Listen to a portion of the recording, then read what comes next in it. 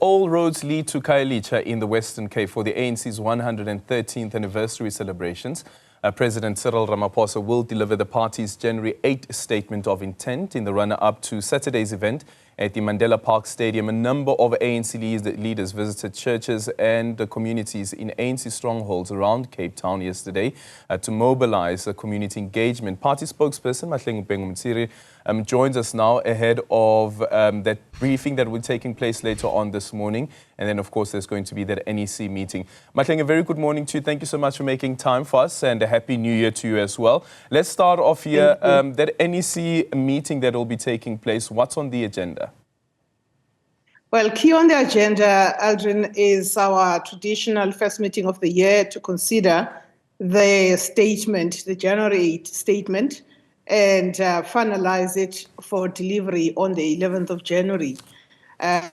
This is tradition. It allows the drafting committee has been hard at work since last year, preparing the message for January 8. Remember that it is a statement of the National Executive Committee. The president then delivers it on behalf of the NEC, a tradition that is being carried from way back. The first January 8 statement was delivered in 1972 by President Oliver Reginald Tambo to the people of South Africa, talking about the requirement to free people from the clutches of oppression and apartheid, and issuing a call about what it is that needs to be done by cadres who are inside the country, those that were in the underground, those that were in jails, and those that were exiled. Yeah. Does the discussions, the NEC conversation, also include a reflection on the elections? And the reason that I'm asking this also is on the basis of the decision that the NEC has taken to have the January 8 statement of 2025 being delivered in the Western Cape, which is a province that you lost back in 2009. Yes, absolutely.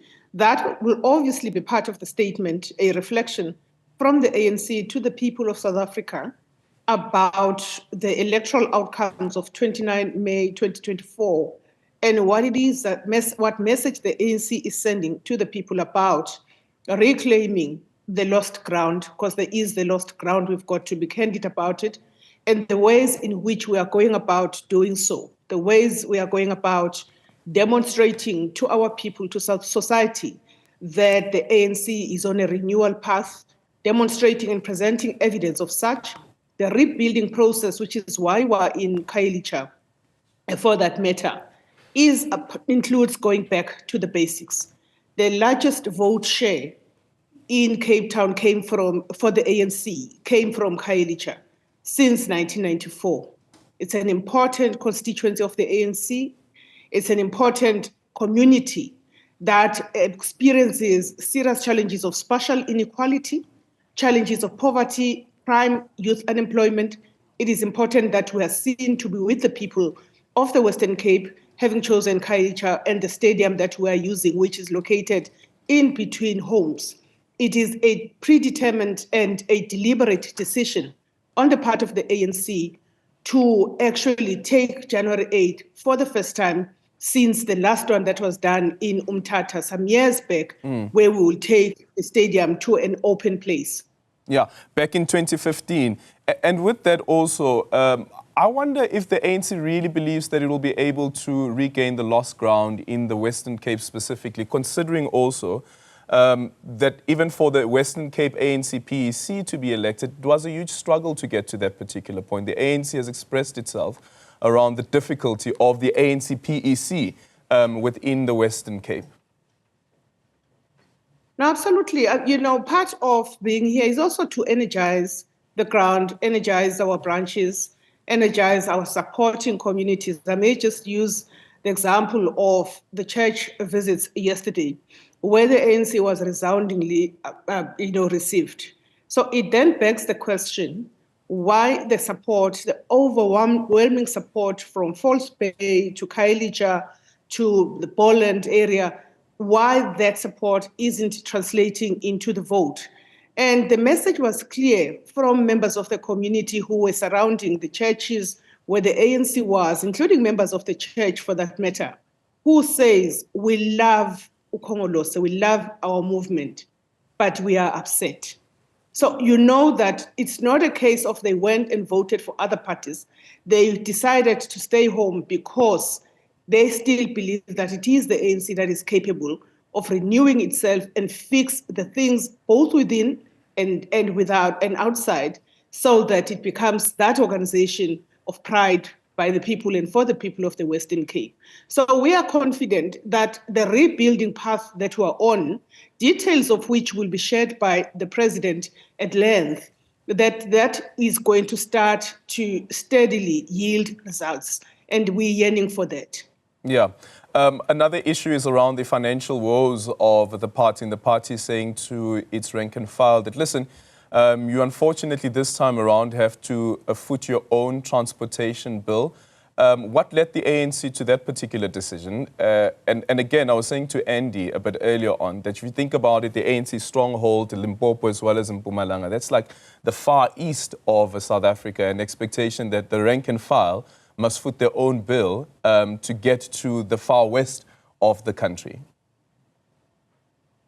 I just need to say this, very strongly, Aldrin, and we're not the people to speak in strong terms, but we dismiss that notion that there is a directive of that nature from the ANC. There is absolutely no such a thing at all. This was the imagination of the reporter of the Sunday World publication.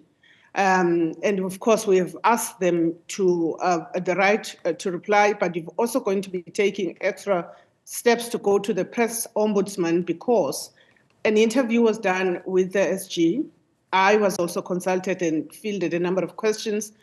None of what we said suggests that our people are going to have to find their way to Cape Town.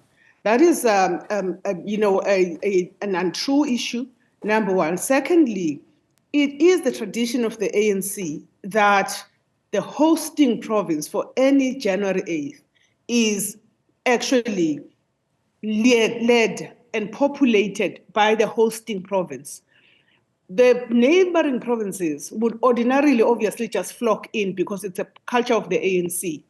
There is no expectation that there should be buses from Limpopo, buses from the KZN, driving all the way with the roads of South Africa, with the types of accidents that we have. There is no such expectation. Of course, our structures, they take the initiative, upon themselves to travel to a province that is hosting. But we run the rallies on the basis of the province that is hosting. The Western Cape is going to fill that stadium by itself. The greater... Yeah, it's only 2,000. No, it is not only 2,000. That is also, an untrue statement. It needs to be dismissed. It needs to be debunked. I need to clarify to our people that that statement has got capacity for 22,000. Mm-hmm. And we are also going to be using an overflow area, which we call, Site B, to accommodate those people that may come in and not find space from within the main venue. All of that is not being covered in the reportage that is doing the rounds. And we are going to make sure that we correct what is untrue. So okay. I need to set the report straight. All right. Just quickly in conclusion, the NEC last year, the NWC had said that the NEC will decide on the Gauteng and KZN dissolution question. When does that meeting on that specific aspect take place? That meeting takes place on the 13th of Jan.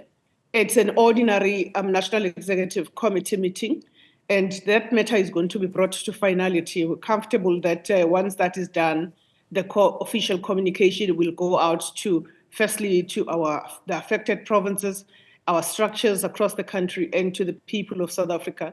Again, that discussion is linked to the rebuilding efforts of the African National Congress, looking to reinforce and support provinces so that they can be able to discharge the programs of the ANC, be a link between national and our communities, make sure that the ANC lives among the people, all of the things that an ANC province should represent.